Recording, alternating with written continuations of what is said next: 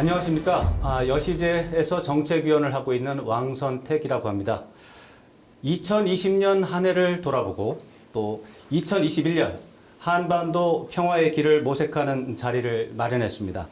평화통일 정책 추진 과정에서 핵심적 역할을 하는 두 분 오늘 모셨습니다. 민주평화통일자문회의 정세현 수석 부의장님과 통일부 이인영 장관님 함께 하셨습니다. 먼저 두 분 인사 잠깐 부탁드리겠습니다. 안녕하십니까. 정세현입니다. 네, 안녕하세요. 통일부 장관 이인영입니다. 네, 먼저 2020년을 돌아보는 이야기부터 시작을 하겠습니다. 올 한 해 정말 힘들었습니다. 국민 모두가 코로나19 위기 극복을 위해서 모두가 노력했던 한 해였고, 물론 그 와중에서 평화 프로세스 재가동을 위해서 정부와 시민사회 각계각층에서 또 노력도 했습니다. 다만 여러 가지 어려움 속에서 또 성과가 나지 않은 부분도 있었는데 두 분께서는 2020년 한 해를 또 어떻게 평가하시는지 말씀 듣고 싶습니다.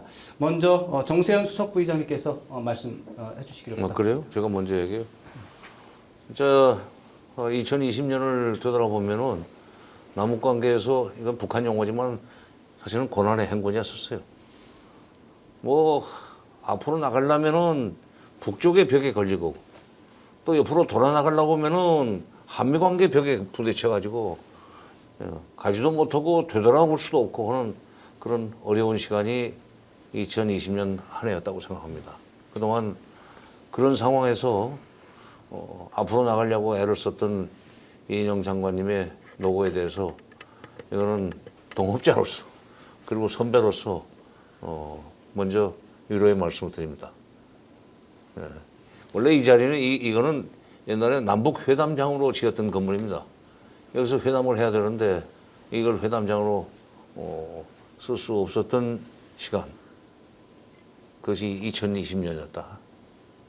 그 와중에도 고생 많이 하셨습니다. 네, 감사합니다. 자, 이인영 장관님 부탁드리겠습니다. 예, 돌아보면 올 한 해는 남북 관계가 단절돼 있고 또 대화가 막혀 있는 이 상황을 개선하지 못한 아쉬움이 가득한 한 해였습니다. 다 아시다시피 6월에 개성에서 남북 공동 연락사무소가 폭파되면서 남북 관계가 최악의 상황으로 치닫는 거 아니냐, 그리고 한반도에 다시 군사적 긴장이 고조되는 거 아니냐 이런 걱정들이 있었는데 6월 말 이후에 이른바 북에서 그들의 군사 행동 계획을 보류하고 그러면서부터 이렇게 전체적으로 상황이 좀 관리되는 이런 국면을 맞이했다고 생각합니다. 9월에 있었던 남북 정상 간의 친서 교환, 그리고 서해에서 우리 공무원의 피격 사망 사건이 있으면서 북이 굉장히 그래도 이례적으로 신속하게 사과 의사를 표명하고, 그리고 그들의 당창건 기념일 굉장히 많은 사람들 앞에서 열병식 연설을 하면서 코로나 상황이 종식되면 남북이 다시 따뜻한 손을 마주잡자 이런 유화 메시지가 발신되면서 그래도 전체적으로 상황이 유턴하면서 새로운 어떤 정세 변곡점으로 진입할 수 있는 이런 가능성은 우리가 만들면서 한 해를 마무리하게 된 게 다행이라고 생각합니다. 특히 미국의 대통령 선거가 있으면서 그와 더불어서 북에서도 새로운 대미 정책이라든가 남북관계 개선과 관련한 의지들이 나올 수 있는 거 아니냐, 이런 기대 섞인 마음으로 한 해를 마무리하게 된 것을 그나마 다행으로 생각합니다. 네, 수고하셨습니다. 지금 장관님께서 말씀하시면서 하반기에는 다소 그래도 다행스럽게 이제 상황이 바뀌었지만 지난 6월에는 정말 충격적으로 우리 남북 연락사무소 폭파가 되고 그야말로 그 화면을 보는 우리 국민의 마음에 엄청난 충격을 안겨준 것도 사실이었습니다. 우리가 이제 앞으로 더 진전을 위해서는 과거에 무엇이 잘못되었는가 이런 것을 진단하는 것도 반드시 필요한 것 같습니다. 네. 도대체 왜 6월에 그런 일이 벌어졌는지 장관님께서는 어떻게 진단을 하십니까? 우선 북미 관계가 하노이 회담 이후 전혀 개선되지 않고 어떤 의미에서는 싱가포르에서 합의했던 그 몇 가지 정신들 예를 들면 북미 관계를 개선한다거나 한반도 평화 체제를 구축한다거나 그리고 비핵화의 과정으로 나간다거나 그다음에 신뢰를 구축할 수 있는 몇 가지 조처들을 취한다거나 이런 것조차도 원점에서 재검토되는 거 아니냐 이런 우려가 생길 정도의 그런 그 상황이 되었습니다. 그러나 뭐 다행스럽게 싱가포르 합의는 북미 간에 지속되는 것 같고 그 외에 이른바 하노이에서 있었던 영변 플러스 알파를 둘러싼 그 협상의 조건들 이런 것들을 맞추기 위해서는 그 적대 정책의 철회가 진심인 것이냐 이런 것을 확인하면서부터 다시 대화를 해야 되겠다 이런 부분들의 북의 입장과 또 그 미국이 가지고 있었던 기본적인 그 비핵화에 대한 분명한 입장들 이런 것들이 서로 팽팽하게 그 대척점을 이루다 보니까 대치하다 보니까 북미 관계가 진전되지 않은 부분들이 여러 가지 측면에서 좀 한반도 정세를 더 평화로 나아가게 하지 못하는 그런 큰 걸림돌이었다 이렇게 생각을 하고요. 이 와중에 그래도 다른 한편에서는 남북 관계가 발전해서 북미 관계의 개선을 촉진할 수 있는 이런 그 기능을 할 수 있어야 된다 이런 걸 많은 사람들이 생각했는데 동시에 평양은 그런 과정에서 남북 간의 합의조차도 제대로 이행하지 않고 있는 거 아니냐 이런 불신들이 꽤 컸던 것 같습니다. 저는 뭐 평양이 그렇게 생각할 수 있는 측면들도 있을 수는 있겠지만 그런 거 이전에 한국 정부가 아주 여러 번에 걸쳐서 남북 간의 합의는 유효하고 그것을 이행하고자 하는 우리 정부의 의지는 확고하다는 점들을 더 존중했어야 된다고 생각합니다. 그런 과정을 통해서 남북은 남북대로 더 관계를 개선하고 증진시켜가는 과정을 거쳤더라면 그래도 북미 관계가 지금보다는 더 나은 상황으로 나아가는데 도움이 됐을 거다 이렇게 생각합니다. 네. 수석 부의장님, 장관님께서는 이인영 장관님께서는 지금 남북 관계가 그동안 단절이 됐던 것을 북미 관계 맥락에서 기본적으로 이제 파악을 하셨고 그 속에서 이제 우리 정부의 대북 정책에 대한 의사라든가 이런 것들이 참 북쪽과 잘 소통이 잘 안 된 부분에 대해서 좀 말씀하셨습니다. 수석 부의장님께서 동의하십니까? 그때 6월 사건이라고 나 이름을 붙이고 싶은데 네. 그 개성공업지구 내에 있던 남북 공동연락사무소 폭파는 그거는 정말 사건 중에 사건입니다. 우리 국민들은 이제 그게 얼마짜리인데 이렇게 마음대로 파괴하느냐 하는 식으로 비판도 했었죠. 근데 저는 그 사건의 뿌리를 먼저 봐야 된다고 생각합니다. 일단은 4.27 판문점 선언의 합의에 의해서 만들어진 것이 개성 남북 공동연락사무소죠. 그러니까 거기에 보면은 전단 살포를 금지하기로 약속을 했어요. 합의를 했어요. 확성기 방송도 중단하고 확성기 방송은 사실 최전방 지역에서 뿜어대는 거지만 북쪽의 군인들과 그쪽의 주민들한테 미치는 영향이 굉장히 큽니다. 솔직한 얘기로. 그다음에 또 이 B라도 사실 그게 평양까지는 못 가요. 대개 이제 이 비무장지대 조금 올라가다가 떨어지거나 아니면 오히려 역풍이 불면 남쪽에 떨어지는 경향이 있지만 내용이 굉장히 방송의 내용이건 B라의 내용이건 북한한테 굉장히 자극적입니다. 그래서 그 합의의 상징인 B라 살포까지 금지까지 포함이 됐던 4.27 합의서의 파기에 대한 소위 반격식으로 행동을 취하기는 했지만은 그래서 이번에 다행히도 국회에서 좀 늦었습니다. 제가 볼 때는 늦었어요. 연말이 다 돼서 통과가 됐으니까 사건이 있은 날로부터 지금 6개월이 지나서 간신히 통과가 됐는데 대북 전단 살포 금지에 관한 말씀하시는 거죠? 대북 전단 살포 금지법 공식적으로는 남북관계 발전법 원래 이제 그렇죠. 개정안인데 근데 물론 그거 가지고 미국에서도 문제 제기가 있고 국내에서 또 반론이 나오기는 하지만 새해부터는 북한이 보답을 해야 됩니다. 자기들의 아픈 곳을 건드려 가지고 삐라 문제를 해결해 줬으면 적어도 그들이 이제 남쪽과 남쪽 당국, 한국 그 통일부와 대화에 나설 수 있는 밑자리는 깔아놓은 거예요. 그러면 지금 마침 뭐 대북전단 살포에 관한 문제가 나왔으니까 한 가지만 더 여쭤보겠습니다. 이 부분에 대해서는 국내에서도 그렇지만 특히 미국에서 이게 뭐 표현의 자유를 억압하는 게 아니냐 이런 식으로 얘기하면서 부정적인 반응이 있습니다. 예를 들어서 미국은 곧 이제 바이든 새 행정부 출범을 하는데 한국에서 대북전단 살포 금지를 하는 법을 만든 것이 한미 소통이라든가 이런 데 오히려 부정적인 영향을 줄 것이다. 이렇게 우려하는 목소리도 있는데 그런 부분에 대해서는 어떻게 생각하십니까? 저도 그 기사를 봤어요. 그런 우려는 앞으로도 나올 겁니다. 더구나 이제 바이든 대통령 당선자가 인권을 중시하는 사람이고 그런 인권을 중시하는 정치인이기 때문에 북한의 인권 개선과 관련되어 있는 삐라 살포를 금지하는 그것은 바이든 정부, 바이든의 저희 외교 철학에도 어긋난다. 그래서 사이가 안 좋을 거다 하는 식으로 아주 추측을 하는데, 근데 이제 그 한반도의 특수한 상황을 모르는 사람들일 거예요, 틀림없이.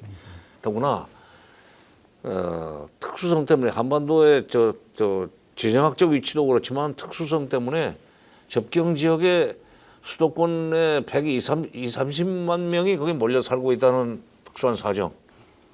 그래서 그 삐라를 뿌리고 그럴 경우에 박근혜 정부 시기에 이미 북쪽에서 그걸 향해서 고사포까지 쏘았다는 걸 모르니까 이 삐라가 남북 간에 그야말로 우발적인 군사 충돌로 이어질 수 있다는 것을 모르기 때문에 인권 문제 또는 평화의 표현의 자유니 이런 식으로 아주 원론적인 입장에서 얘기를 한 거예요. 그래서 우리 정부에서 앞으로 적극적으로 그런 걸 좀 한반도의 특수성, 그다음에 남북 관계의 특수성, 특히 삐라를 살포하고 삐라 때문에 그 지역의 주민들이 불안해하는 그런 상황에 대해서 구체적으로 설명할 필요가 있어요. 네. 예, 그냥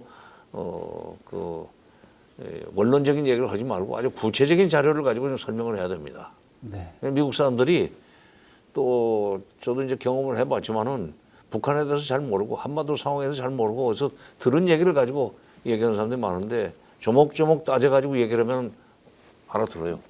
예, 알겠습니다. 지금 정세현 수석 부의장님 말씀하시면서 또 이제 우리가 얘기를 했지만 이제 미국은 이제 행정부가 바뀌지 않습니까? 이제 조 바이든 이제 당선인이 이제 새로운 행정부를 앞으로 이제 최소 4년을 이끌게 될 텐데 지금 이제 외교 안보 라인 윤곽이 드러나고 있습니다. 그러면서 과연 바이든 새 행정부가 트럼프 대통령 시대를 했던 어떤 북미 관계 진전 사항을 그대로 계승을 할지 아니면 뭐 폐기를 하고 완전히 새로 시작할지 이 부분에 대한 우리 정부의 판단이 궁금하고 또 이 부분에 대해서 어떻게 생각하시는지 참 궁금합니다. 어떻게 생각하십니까? 저는 바이든 신정부의 시대는 트럼프 대통령 정부 시절 못지않게 한반도 평화 프로세스를 전진시킬 수 있는 기회의 시간이다. 경우에 따라서는 더 좋은 기회의 그 문이 열릴 수 있다 이렇게 기대하고 있습니다.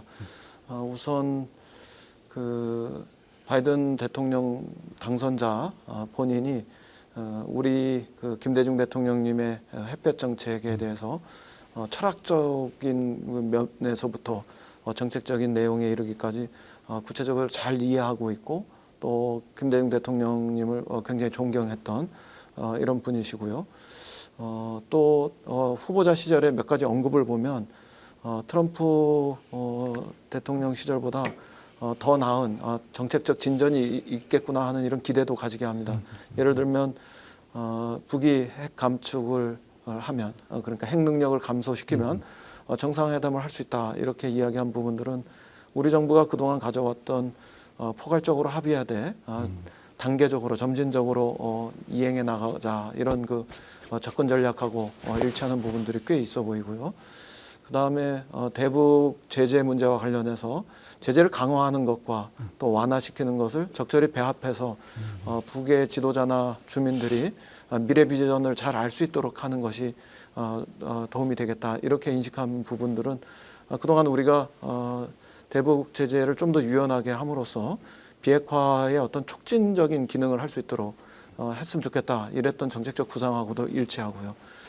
바이든 대통령 당선자나 미국의 민주당 정부의 기본적인 어떤 강령 같은 걸 보면 또 언급 같은 걸 보면 인도주의적인 어떤 지원, 협력 이것은 확고하게 지지하겠다.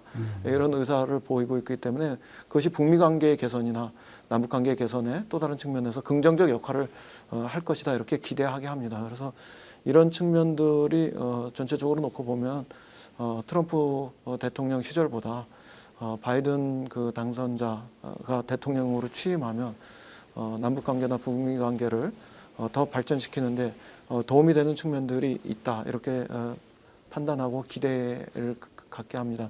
다만 이제 적어도 앞에 다른 말씀도 계셨습니다만 바이든 신정부가 출범해서 한반도 정책 그 라인들이 정리되고 또 한반도 정책이 입안되기까지는 뭐 한 6개월 정도의 시간이 소요될 것이라고 예상돼서 북미 간의 협상이 바로 연결돼 나가지 못하는 이런 좀 단점은 있을 것 같습니다. 그런데 오히려 그 과정에 우리 정부가 가지고 있었던 한반도 평화 프로세스 이런 정책적인 구상들을 미국의 바이든 신정부하고 더 밀도 있게 공유하고 공감대를 확보한다면 그 시간 동안 한국 정부의 역할들이 더 커질 수 있는 것이고 그 더 커진 한국 정부의 역할을 바탕으로 해서 남북 관계는 더 발전시키는 이런 방향으로 우리가 시도해 볼 수 있다고 생각합니다. 그렇게 돼서 남북 관계가 더 발전해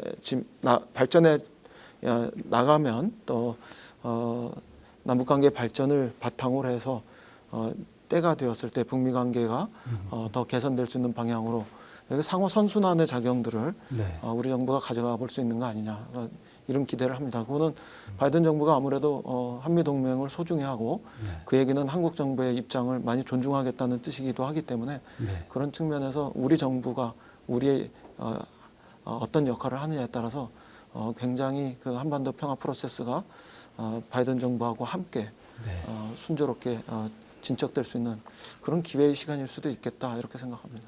지금 말씀 들으면서 제가 생각나는 게 내년 1월이 그야말로 우리 정부에게는 정말 엄청난 뭐 도전의 시기가 될 것이다. 지금 말씀하신 것처럼 바이든 행정부가 1월 20일 날 새롭게 출범하게 되어 있고 비슷한 시기에 북한에서는 또 제8차 당대회가 열려서 그야말로 북한의 뭐 경제를 중심으로 한 새로운 전략이 나올 텐데 지금 우리 정부에서는 북한이 준비하고 있는 제8차 당대회에서 어떠한 구상과 또 어떠한 조치가 나올 걸로 예상을 하고 또 우리는 어떻게 대비를 하고 있는지 그 말씀 좀 듣고 싶습니다.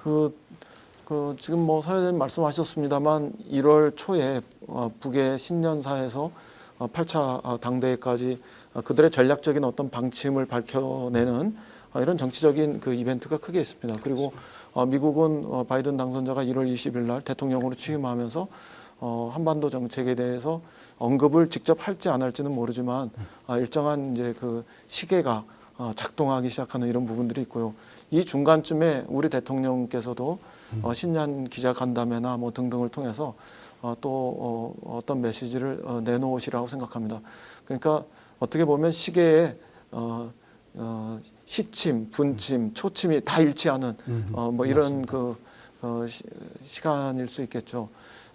영화 토르에 보면은 뭐 그 컨버전스인가 뭐 이런 것이 다 일치하는 뭐 이런 시간인데요. 그 시간에 우선은 저는 서로가 서로를 자극하지 않고 갈등과 긴장을 유발하지 않는 이런 소프트 랜딩이 좀 이루어졌으면 좋겠다 이렇게 생각을 합니다.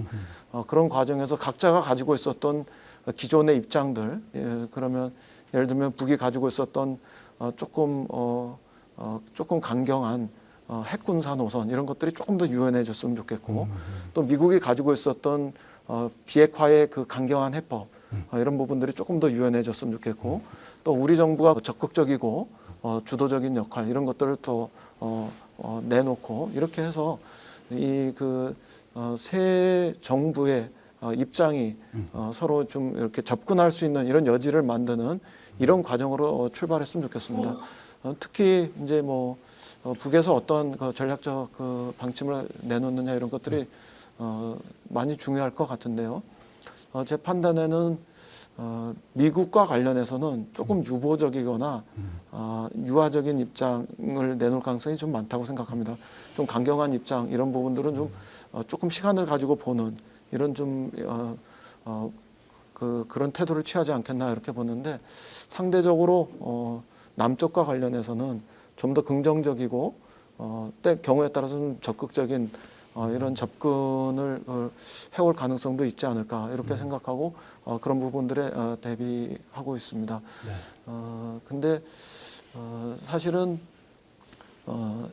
이 지금의 그 남북 관계를 제약하는 거는 북미 간의 셈법이라든가 남북 간의 어떤 신뢰 문제 이런 부분들도 작용하지만 코로나라는 어쩔 수 없는 이 그 상황 그 제약 조건들 이게 어떻게 작용하느냐 이런 문제들도 꽤 있을 것 같습니다.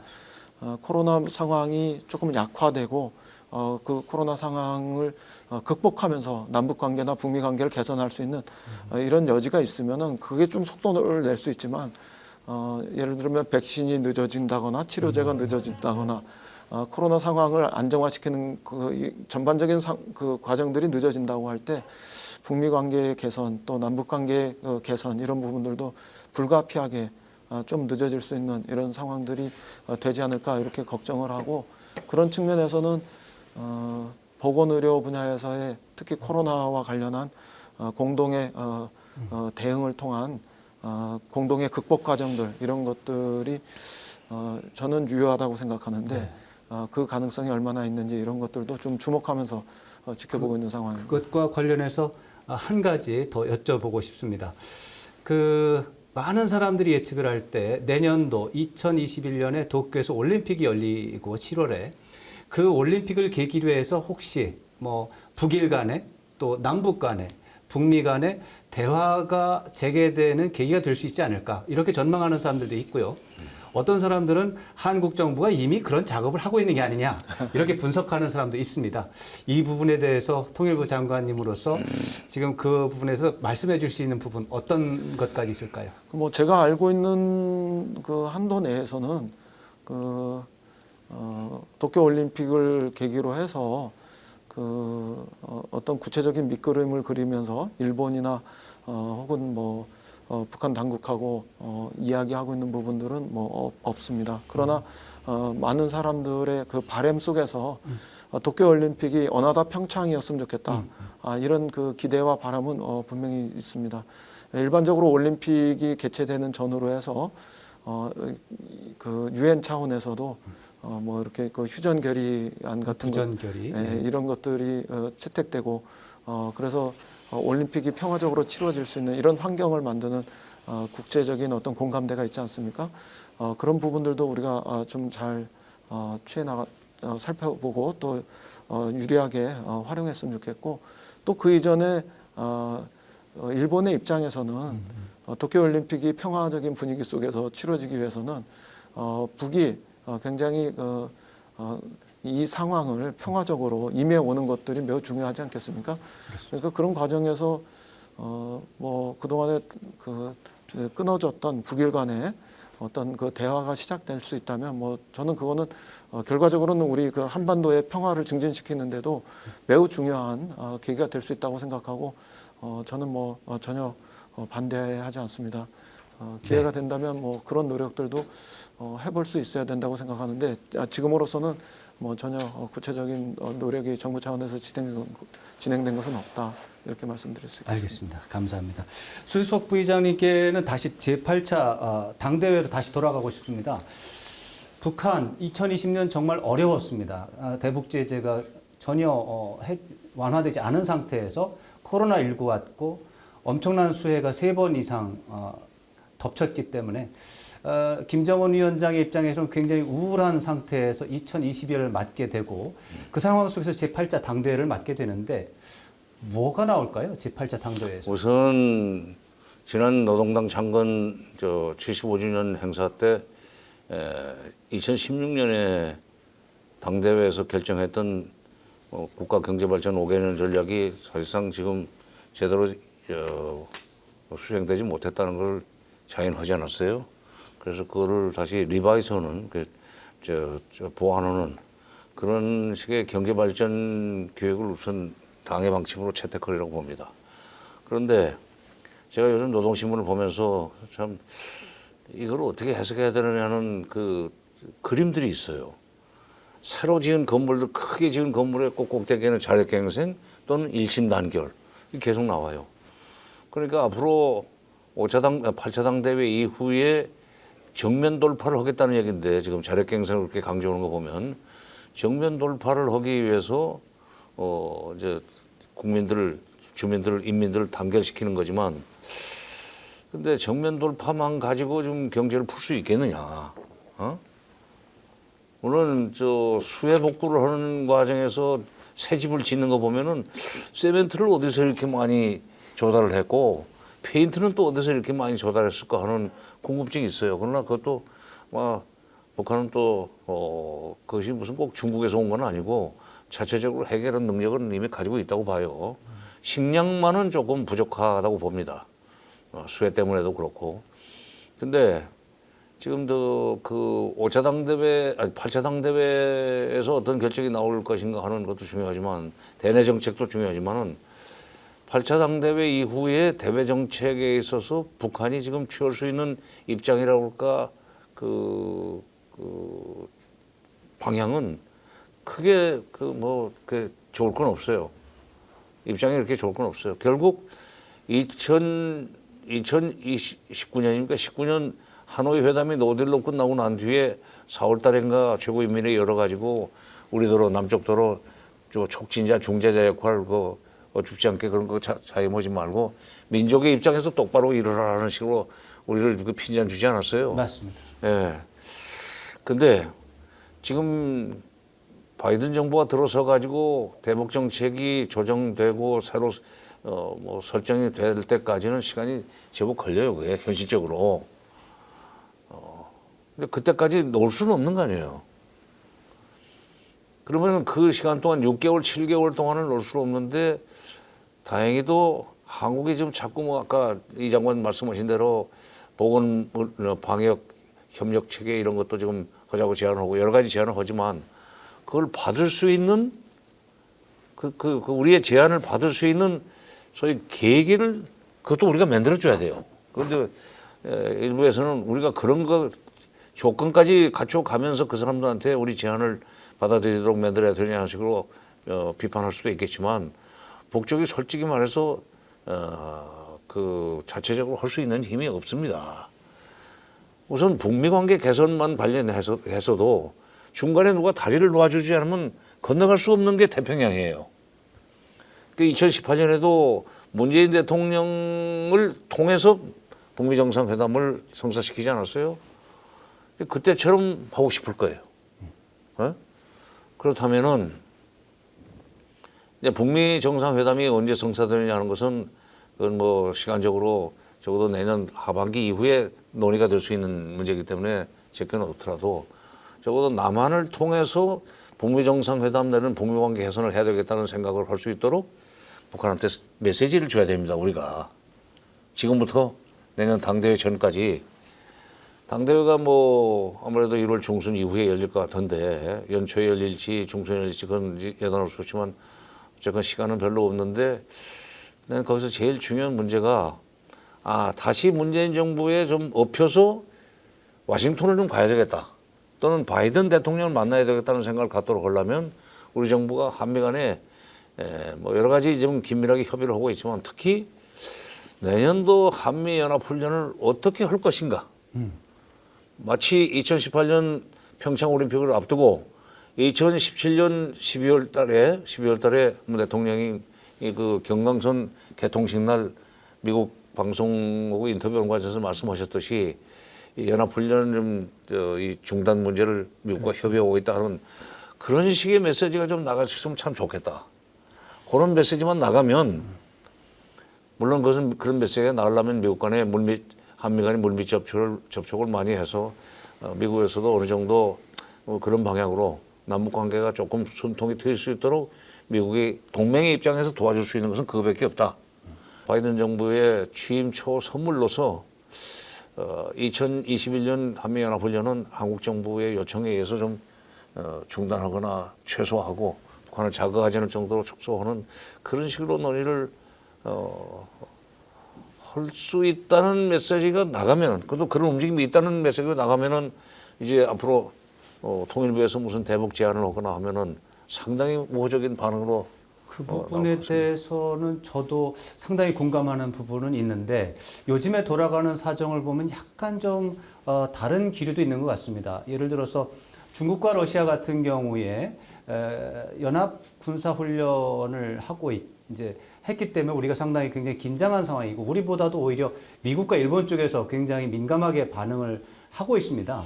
이런 상황 속에서 한미연합 군사훈련을 중단을 하자라고 하는 제안이 혹시 한국 정부의 어떤 또 한국 정부가 오해를 사는 그런 게 되지 않을까 이런 걱정을 할 수도 있겠는데. 글쎄요. 예, 근데 우리는 참 남북 관계 관련해서 내가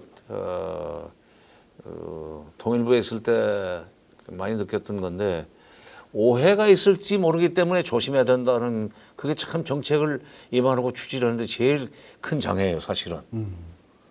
우리가 옳다고 생각하면 밀고 나가는 거지. 그리고 오해는 설득을 통해서 그걸 줄여나가면 되는 건데 지금 그런 자세가 필요하고 그러니까 오해 무서워서 일 못할 것이 아니라 필요하면은 미국도 설득하고 국민들도 설득해서 최근에 지금 중러가 이 연합훈련을 하면서 독도 상공으로 카디즈 영역까지 이제 돌았다가 나가면서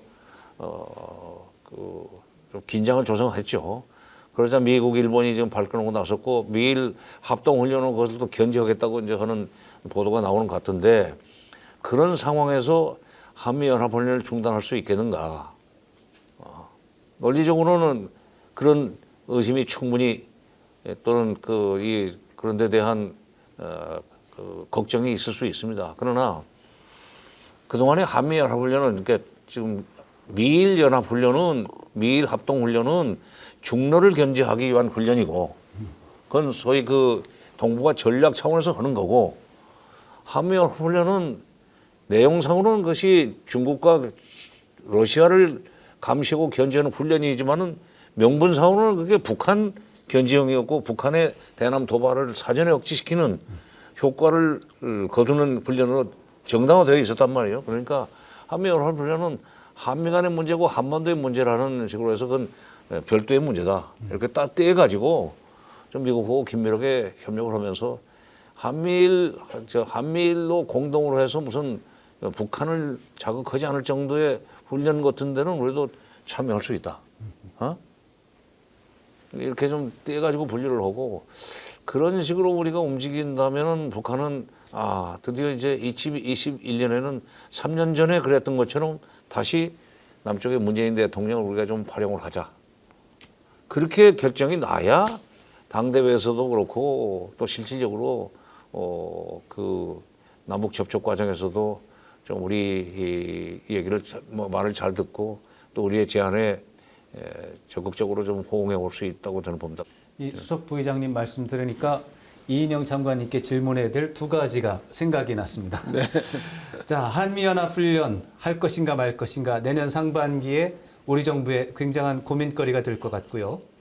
그다음에 이제 백신 문제는 뭐 가능하다면 북한에게 우리가 도와주는 게 뭐 인지상정이고도 좋겠는데 지금 당장 백신 문제는 우리 국내 정치상에서도 좀 어려운 논란의 대상이 되고 있습니다. 이런 상황 속에서 통일부 장관으로서 과연 북한에 대한 백신 지원을 어떻게 구상하고 계신지 좀 궁금하거든요. 먼저 한미연합 군사훈련에 대한 우리 정부의 입장 어느 정도까지 와 있는지 간단하게 설명 부탁드리겠습니다. 글쎄요, 뭐 지금 내년 3월에 한미 군사 연합훈련과 관련한 전략적인 검토는 이루어지고 있지 않은 상황이지요. 다만 우리가 한미 연합 군사훈련이 갈등이 되지 않도록 긴장이 고조되지 않도록 지혜롭게 대처할 수 있어야 한다 이렇게 생각을 합니다.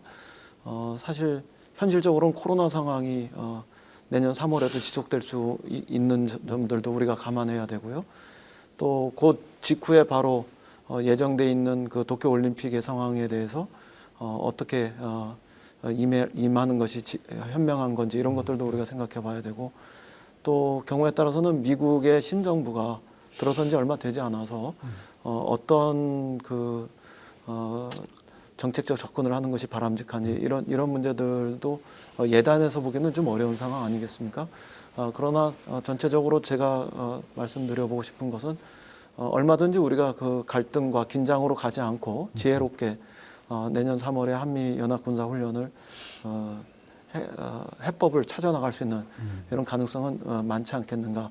그런 측면에서 우리가 조금 더 유연하게 열린 마음으로 네. 생각해보자 이런 그 말씀을 드려보고 싶고요. 네. 백신과 관련해서는 뭐 제가 한 두세 차례 백신 얘기를 했다가 국내 일부 여론으로부터 많이 공격도 받았습니다만 제일 중요한 것은 저도 대한민국 장관으로서 우리 국민이 그 코로나로부터 안전할 수 있는 우리 국민을 위한 백신을 먼저 확보하는 게 제일 중요한 문제입니다. 그러나 그 이후에 백신이라든가 치료제라든가 이런 부분들이 더 개발되고 더 많이 보급된다면 그런 과정에서 우리가 북과의 코로나 협력 이런 것들을 주저하거나 또 인색할 필요는 없겠다는 게 제 생각입니다. 실제로 코로나 협력을 효과적으로 하려면 진단 키트를 비롯한 방역 장비라든가 그다음에 치료제라든가 백신 이런 부분들이 같이 서로 이렇게 패키지로 생각할 영역들이 있는데 상대적으로 진단 키트를 비롯한 그런 그 방역 장비라든가 뭐 효과가 또 효능이 어느 정도 될지 모르겠습니다만 치료제와 관련한 거라든가 이런 거는 우리가 조금 여력이 있어 보이는데 이런 것을 좀 먼저 해볼 수도 있다고 생각합니다. 그리고 많은 양의 백신을 우리가 확보한다면 백신의 협력으로까지 더 발전하고 확대해 갈 수 있겠다 이렇게 생각합니다. 그렇게 해서 우리 대통령께서도 계속 말씀하셨습니다만 평화 공동체 또 뭐 경제 공동체 이런 것으로만 이렇게 한정할 게 아니라 하늘과 땅과 바다를 맞대고 있는 한반도 생명안전 공동체로서의 남북관계 접근 이런 그 새로운 길을 만드는 것도 우리가 시작해 볼 수 있는 거 아닌가 이렇게 생각합니다. 코로나 문제는 아주 현실적인 위협이기도 하고 미래에 우리가 만들어가야 할 한반도 공동체의 출발일 수도 있겠다 이런 말씀을 드리는 거죠. 그래서 그리고 또 미래를 생각해 보면 이미 우리가 경험했듯이 말라리아라든가 결핵이라든가 좀 그 감염 전염이 되고 있는 간염 이런 부분들은 얼마나 서로 공동에 대응을 하는 것이 중요한가 이런 것들을 알게 했고요. 최근에는 그 아프리카 돼지열병이라든가 그 AI 그 조류 독감의 문제 이런 걸 놓고 보면 우리가 우리 사람들은 국경을 만들었지만 이 감염병 전염병의 문제들은 그 국경으로 통제되지 않는 그래서 공동으로 대응해서 해결할 때만이 더 효과적이고 이런 부분들을 우리가 익히 경험하고 있지 않습니까? 그리고 이 문제가 한 번 오고 끝나는 게 아니라 기후나 환경의 변화로 인해서 앞으로 불특정한 시기에 지속적으로 반복적으로 올 수 있는 사안이기 때문에 더 나아가서 공동의 감염병 센터를 마련하고 공동 대응 체계를 수립한다거나 뭐 이런 것으로까지 보건의료 협력 전반으로까지 이렇게 더 체계적으로 확대해 나가는 것도 매우 좋은 접근이라고 생각합니다. 그런 점까지 우리가 좀 고민하면서 북이 질병으로부터 재난으로부터 안전해지는 것이 대한민국이 남이 대한민국으로 전염병으로부터 감염병으로부터 훨씬 더 안전해지는 길이라는 이런 인식의 전환을 통해서 좀 접근해 보는 것도 필요하다고 우리 국민들한테 꼭 말씀드리고 싶습니다. 네. 지금 말씀 쭉 진행하면서 보니까 내년 상반기에 어떻게 보면은 남북관계 개선이라든가 한반도의 평화 프로세스에서 변곡점이 될 수 있을 수도 있는 이런 계기들이 좀 상당히 있구나 이런 생각을 하게 되는데 그런 주제들 하나하나마다 단지 남북만의 문제가 아니라 어떤 것은 일본의 협력이 필요하고 또 어떤 것은 미국의 전폭적인 지지가 필요하고 또 어떤 것 예를 들어 보건 협력 같은 것은 또 중국의 협력도 중요할 것 같고요. 주변 국가들로부터 협력을 얻어내는 문제, 이 문제에 대해서 우리 정부 차원에서 어떻게 평가하시고 또 어떤 노력을 전개하고 있는지 이런 거 좀 궁금하네요. 그래서 뭐 지난번 그 11월에 우리 대통령께서 동아시아 정상회의 같은 것을 하시면서 동아시아 그 보건 방역 그 공동체 구상 이런 것들도 제안하시지 않았습니까? 그리고 동아시아의 올림픽들이 보건 문제나 이렇게 방역으로부터 이렇게 안전한 올림픽으로 갈 수 있는 이런 그 제안들도 하고 그러셨지 않습니까? 그 문제 의식이 다 이게 남북 간의 문제나 이런 데로 한정하지 않고 동북아시아 전체에서 지역 공동체 차원의 어떤 발전 비전을 가지면서 말씀하신 거라고 생각합니다. 당연히 뭐 저는 도쿄 올림픽뿐만 아니라 그 다음에 있는 베이징 동계 올림픽의 과정에서도 방역으로부터 안전한 올림픽이 될 수 있도록 하는 게 매우 중요한 전제 조건이고 그런 의미에서 서로의 그 협력이 필요한 문제이고요. 또 그 방역으로부터의 안전한 걸 넘어서 저 인류 평화의 이상을 실현하는 올림픽 정신 그대로 남북 간의 한반도의 평화가 동북아시아 전체의 평화가 되는 길이기 때문에 서로가 연대하고 협력을 길을 찾아야 할 그런 이유들은 뭐 차고도 넘친다 이렇게 생각합니다. 알겠습니다. 수석 부의장님, 지금 우리 정부가 한반도 평화 프로세스를 이제 만들기 위해서 노력한 지가 4년이 다 이제 3년 반이 넘어가서 그렇죠. 이제 1년 반이 안 남았습니다.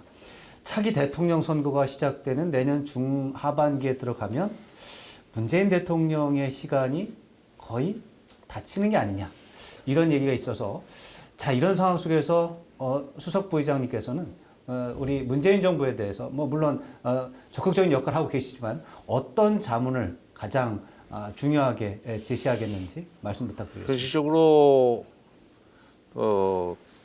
대통령 선거가 2022년 3월 달에 실시가 되게 돼 있고 새 정부는 5월 달에 이제 출범을 할 거기 때문에 정확히 따지면은 지금 1년 반도 안 남았습니다.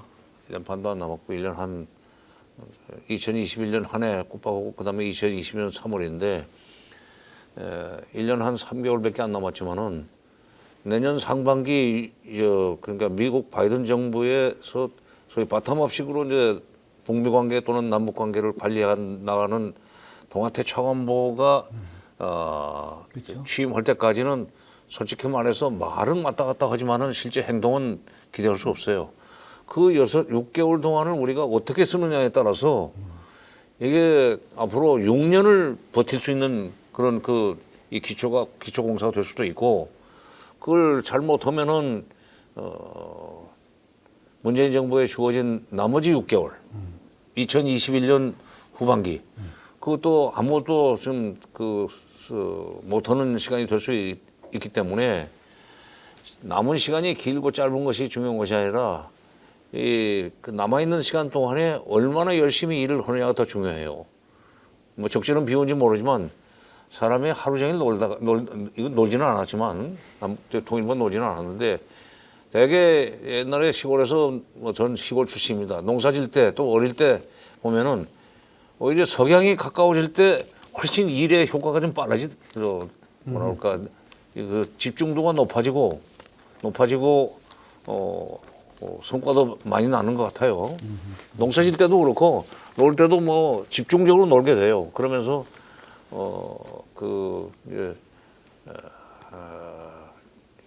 참 의미 있는 시간으로 이제 정리가 됐었는데 그래서 상반기 이 6개월을 미국의 대북 정책, 대외 정책의 공백기 이거를 우리가 남북 관계 그 복원의 절호의 기회로 활용할 수 있는 그런 어떤 지혜를 짤 필요가 있고 그거는 결국 한미 간에 북한이 절실히 바라는 문제를 긴밀하게 협의하는 모양새를 비춰주면은 자연히 우리한테 대한 기대를 가지면서 기대를 노골적으로는 아니지만 은근히 표명하면서 우리의 대북 접촉이라든지 제안에 호응에 오리라고 생각합니다. 이게 금강산 문제만 해도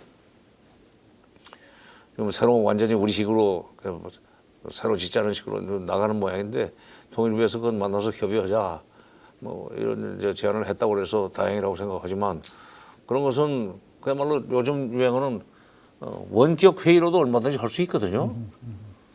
남북 간에 지금 직접 대면해서 접촉을 하고 회담을 할 수 없다면 원격 회의 방식으로 얼마든지 할 수 있어요. 북한도 그 정도는 실력이 있습니다. 그리고 이인영 장관 6개월을 집중적으로 쓸 각오로 밀어붙이면은 아마 나중에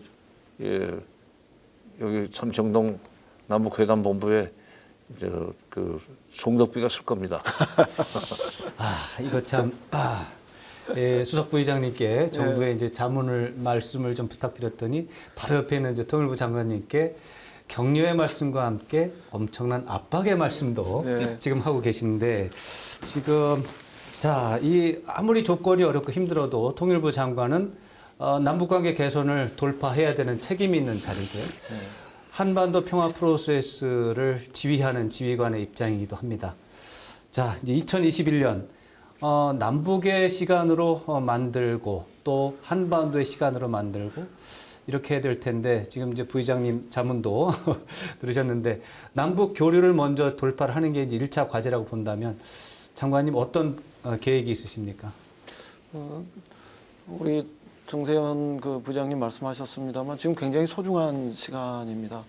그 억만금을 줘도 바꿀 수 없는 어떤 면에서는 하늘이 준 기회의 시간을 우리가 보내고 있는데 그 시간이 저도 똑같이 6개월이라고 생각합니다.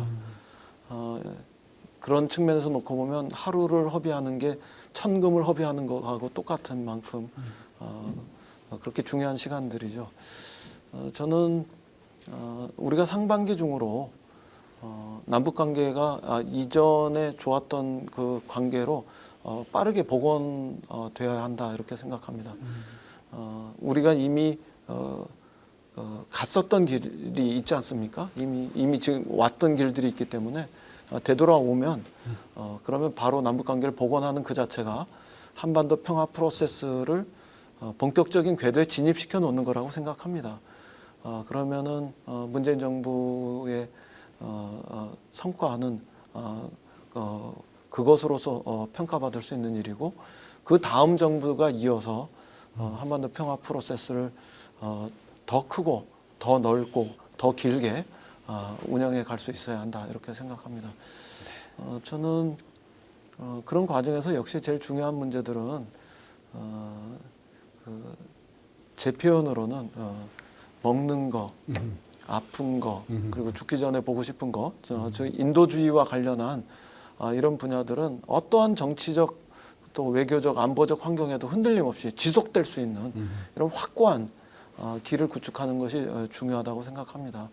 그리고 그런 것들의 동시에 그런 것과 동시에 이제 사회 문화 교류에서 민간 차원의 교류들이 다시 활발하게 재개될 수 있는 이런 환경으로 우리가 남북 관계를 복원시키는 것이 중요하고 대북 제재가 핵 문제와 함께 와 있기 때문에 한계가 있겠습니다만 작은 교역이라도 시작하면서 경제 협력의 이런 모습들을 우리 스스로가 그래도 갖춰가는 노력들을 작은 접근이라도 시작하는 것이 중요하지 않은가 뭐 이렇게 생각하고 있습니다. 그러면서 때가 되면 남북 간의 본격적인 그 대화와 협력 국면이 재개된다면 좀 규모 있는 인도 협력의 패키지를 만들고 보건 의료 분야를 중심으로 해서 규모 있는 그 인도 협력의 패키지를 만들고 그 다음에는 식량과 비료를 중심으로 해서 좀 규모 있는 민생 협력의 패키지도 우리가 만들고 그 다음에 더 나아가서는 그 철도나 도로와 같은 비상업 분야에서 공공 인프라 협력의 이런 그 구상을 가지고 유엔과 이야기하면서 제재를 탄력적으로 유연하게 적용할 수 있는 길도 우리가 모색해야 한다고 생각합니다. 이렇게 하면서 우리가 다시 그 이전에 좋았던 남북 관계로 돌아가기 시작하면 거기서 우리가 다시 신뢰를 가지고 그동안의 남북의 정상들이 합의하고 약속했던 이런 내용들을 전면적으로 이행해 갈 수 있는 이런 과정을 준비할 수 있을 텐데 그 과정에서 아까 우리 정세훈 부장님 말씀하신 대로 한미 간에 정책적 조율을 확실하게 하고 특히 미국의 바이든 정부는 동맹을 존중하겠다고 했었기 때문에 동맹의 입장을 존중하겠다고 한 그것에 기반해서 우리의 한반도 평화 프로세스에 대한 구상을 아주 충실하게 전달하고 소통한다면 이전보다는 나은 북미 관계의 길로도 우리가 남북 관계에 기반해서 나갈 수 있는 그런 문도 두드려 볼 수 있지 않을까 이렇게 생각합니다. 네, 참 안타까움 속에서도 참 이 남북관계 개선을 위해서 노력하시는 장관님의 고민을 충분히 이해할 수 있는 말씀이었습니다. 그런데 이제 이렇게 일을 하다 보면 북한이 참 호응을 해주면 참 좋을 텐데 이제 호응이 안 돼서 안타까울 때가 많을 것 같습니다. 이번 기회에 2021년 새해를 맞으면서 북한 당국에 좀 이것 좀 해도 이런 말씀 좀 하나 부탁드릴 수 있을까요?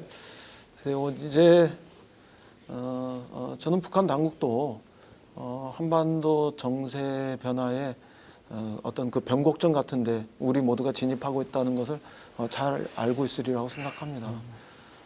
그 이전에 우리가 서로 담벼락 넘어서 혹은 방송파를 통해 가지고 서로의 메시지를 주고받는 걸 넘어서 이제 무릎을 마주하고 서로 흉금을 터놓고 앞으로 다가오는 우리들의 시간을 어떻게 남북의 시간으로 만들 것인지에 대해서 함께 논의하고 계획을 만들어 나가는 이런 만남의 과정이 필요한 때가 되었다 이렇게 생각합니다. 그리고 코로나 상황 때문에 그 부분들을 면대면으로 할 수 없다면 우리 정세현 부의장님 말씀하신 대로 그 화상회의라도 대화를 통해서 이 과정들을 진지하게 밟아 나가야 하는 그런 소통의 시간이 되었다 이렇게 봅니다. 그래서 너무 많은 부분들을 뒤로 놓지 말고 그 북이 그 앞두고 있는 어떤 8차 당대회 이런 것을 전후로 해서 대화의 장으로 나올 수 있기를 희망하고 또 촉구하고 싶습니다. 네, 감사합니다. 시간이 많이 지났습니다. 마지막으로 2021년 새해 메시지를 들으면서 이번 준비한 시간 마치고 싶습니다. 정세현 수석 부의장님께서 먼저 새해 거는 희망 또 국민께 전하는 메시지가 있으면 부탁드리겠습니다. 네, 내년도에는 남북관계가 복원되기를 절실하게 희망합니다. 왜냐하면 남북관계가 안정이 돼야 그나마 우리 경제도 코로나 상황에서도 경제가 발전될 수 있는데 그러기 위해서는 좀 남북관계를 발전시키는 것이 시급한데 하지만 그러나 남북관계가 그 발전이 시급하다고 해서 바로 평양으로 가거나 그 사람들을 서울로 내려오도록 만들려고 하기 전에 먼저 와싱턴과의 관계를 긴밀하게 그 조율해 나가는 모습을 보여줘야 북쪽에서 관심을 가지고 호응해 올 겁니다. 그러니까 나중에 순서는 북미 관계보다 남북 관계가 한 번 앞서가는 식으로 해야 되겠지만 실제 행동에서는 처음에 준비하는 과정에서는 먼저 한미 관계 그걸 잘 풀어나가는 그 모습이 관측이 되면 북쪽은 남북 관계 개선에 적극적으로 호응해 오리라고 생각합니다. 그리고 방법론 면에서는 이제 가만 생각하니까 굳이 코로나 위험을 무릅쓰고 꼭 대면 접촉 회담을 해야 될 필요는 없을 것 같고 판문점에서라도 화상회의 같은 것도 얼마든지 할 수 있을 것 같아요. 저쪽에 통일각하고 우리의 평화의 집에 앉아가지고 한다든지 그런 식으로 할 수 있을 테니까 그렇게 좀 해줬으면 좋겠고 국민들께서는 지금 남북관계를 풀어나가는 데 있어서 우리가 뭘 잘못했다고 북한이 시키는 대로 무슨 비라 살포 금지법을 만들었냐 이런 식의 얘기 좀 안 했으면 좋겠어요. 지금 그런 거 하나씩 풀어나가는 것이 결국은 우리 국민 5천만 국민이 전쟁 공포 없이 살 수 있는 조건을 갖춰 나가는 겁니다. 우리 국민 전체를 평화 속에서 살 수 있도록 만들기 위한 평화 프로세스를 추진해 나가는 데는 우리가 먼저 움직여야 될 필요가 있는 대목이 많아요. 또 경제적 격차가 남북 간에 크기 때문에 우리가 가지고 있는 경제적 여력을 우리도 살기 어렵다고 그러지만 북한에 비하면 여유가 있으니까 도와주는 그런 자세도 필요합니다. 특히 식량 문제 같은 건 지금 WFP에서 이미 작년에 북한 식량 농사가 신통치 않아서 24만 톤, 재작년보다 24만 톤이 소출이 적다 하는 얘기를 하던데, 그렇게 되면은 작년 소출이 재작년에 비해서 24만 톤 적다는 얘기는 결국 그 필요량의 한 100만 톤 내지 150만 톤 정도는 부족하다는 얘기예요. 그런 점에서는 지난번에 보니까 뭐 5만 톤을 국제기구에다 맡긴다 뭐 한다 하는 식으로 얘기를 하던데, 통 크게 한 50만 톤을 지원할 용의가 있다는 식으로 하고, 그 문제를 가지고 회담을 하자 하는 식으로 제안을 하는 것도 방법이고, 국민들이 그런 걸 좀 이해를 해줘야 되겠어요. 특히 농민들 입장에서는 북쪽에 쌀을 주면 줄수록 농민들은 득이 됩니다. 농가 소득에 도움이 돼요. 그리고 서울에 도시에 살고 있는 웬만한 중산층도 뿌리는 다 농촌 아닙니까? 부모님 아시는 농사 짓는 사람들이 있고, 그래서 북쪽을 돕는 거에 대해서 인색하지 말아야 되겠다. 그리고 그것은 돈이 들어가는 문제이긴 하지만은, 또 현물이 넘어가는 문제이긴 하지만은, 그걸로 해서 한반도의 긴장이 완화되고 또 전쟁 공포 없이 살 수 있다는 큰 그림을 좀 봤으면 좋겠다. 감사합니다. 자, 이제 이인영 통일부 장관님, 새해 거는 희망 그리고 국민께 전하는 메시지 부탁드리겠습니다. 예, 저는 우선 새해에는 그동안 단절됐던 남북 간의 연락선이 복원돼서 남북의 대화와 또 협력의 길이 구체적으로 열릴 수 있기를 기대합니다. 연락 채널이 복원되면 뭐 이런 말 있지 않습니까? 마행처 우여거라고, 말이 갈 수 있는 길이면 소 또한 갈 수 있다고. 그곳에서 코로나 협력의 길도 열릴 수 있고, 다시 또 이렇게 군사적인 긴장을 줄일 수 있는 군사 분야의 어떤 대화의 길도 열릴 수 있고, 또 많은 사람들이 소망하고 있는 개성공단이나 아니면 금강산이나 이런 그 철도 협력의 길들도 다시 어떻게 열 것인가, 이런 것들을 우리가 이야기도 할 수 있고, 그런 이야기와 이야기 속에 우리의 꿈들을 많이 만들어갈 수 있는 그 출발을 할 수 있다고 생각합니다. 우리 국민들이 지금 뭐 4차 산업혁명 이렇게 이야기하면서 디지털 뉴딜도 이야기하고 기후 환경 시대에 걸맞게 그린 뉴딜도 이야기합니다만, 저는 우리 경제가 더 성장하고 발전하기 위해서는 평화 뉴딜의 길도 꼭 열어야 한다고 생각합니다. 남북 관계가 다시 복원되고, 또 한미 간의 동맹 간의 튼튼한 공조 속에서 정책적 조율을 잘 거쳐서 북미 관계도 개선되는 과정으로 나가면 북에 오랫동안 취해졌던 제재가 이렇게 풀어지는 이런 그 길이 열려서 경제 협력의 이런 가능성이 커진다면 평화 뉴딜이 우리 경제가 성장하는데도 크게 기여할 수 있는 새로운 꿈이 될 수 있다고 생각합니다.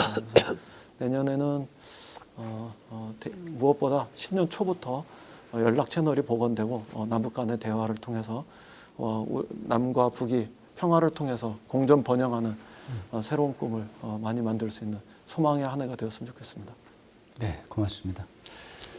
자, 이제 부디 새해에는 북핵 문제 해결 그리고 평화체제 구축에 대한 우리 국민의 열망과 에너지를 하나로 결집을 해서 각종 장애물들을 하나하나 또 차근차근 극복해 나가서 지금 이인영 장관이 말씀하신 것처럼 평화 뉴딜이 시작이 되는, 본격적으로 시작이 되는 그런 희망에 찬 한 해가 되기를 기원하겠습니다.